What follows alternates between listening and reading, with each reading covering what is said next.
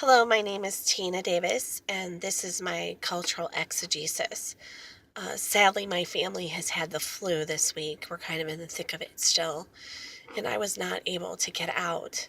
But I did decide to go to the most social place I could go to from my home, which was online.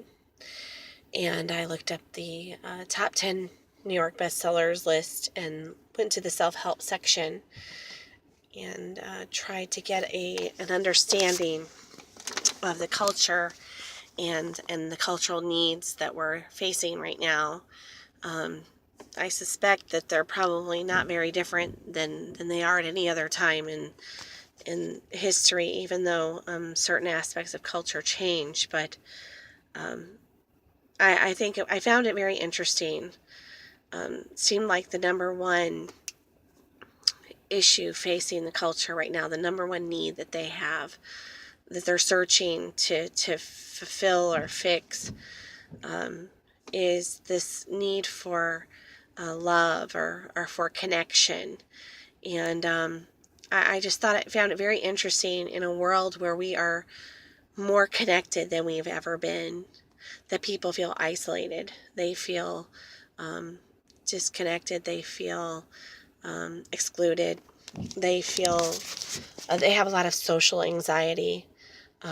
We have all these social networks, and people feel socially inadequate and anxious about gatherings, and um, they have fear of rejection. There was just this big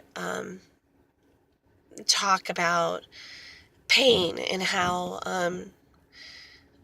we live in a culture that's in a lot of pain. They want to figure out how do they get rid of this pain. A lot of the conclusions were you can't get rid of it, and so in order to deal with it, to cope with it, you need to train your mind, and you need to surround yourself with positive people, and you need to read positive books, and these critical people, namely your family, um, don't share your hopes and dreams with those people, and so it, it's this sort of paranoid response that um, you have to create an atmosphere. And it's interesting because one of the books, I think that was number 10 on the list, actually was a book on how to create an atmosphere that of happiness, with lighting and candles and food and coffee. And people just, they want to feel secure. They want to feel loved. They want to feel happy. I mean, it's just, they want success. I mean, success for some of them looked like, what do billionaires do? You know, how do they think? What questions do they ask? What do they surround themselves with? Um, as I was thinking about it, I was taken back to last semester when I did go through a similar book, the Journey book, that talked about Ephesians 2. We talked about Ephesians 2, where Paul was talking to the Gentiles, and he was telling them, you were isolated, you were hopeless, you were estranged from God, from God's people, from God's plan. And now in Christ, this barrier has been torn down, and you are now part of the family. You are part of God's temple. You are included. It's the same for this culture, except they're not excluded from God's plan. God has a plan in place through Jesus Christ, and he does love them, and he does want them to respond to his love through faith and believing in what he's done. And it just really kind of brought home the fact that we do need to get the gospel out to these people. They are wounded, they are broken, um, dealing with other wounded and broken people, solutions for wounded and broken people.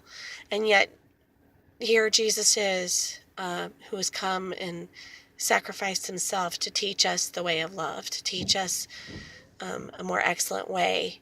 And so it just really underscores how much the gospel is needed, and how we can share what Christ has done for us and the healing that we experienced in him. But it goes beyond that. There's just a growth and a coming up higher in the Lord that sends us. And I think if people could get their eyes off of self, if they could get their eyes off of um, these external solutions and put them on Christ, then they could find true joy, true love, true happiness.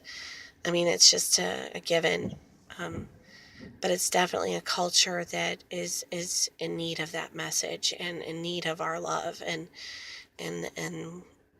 we have a mission for a reason.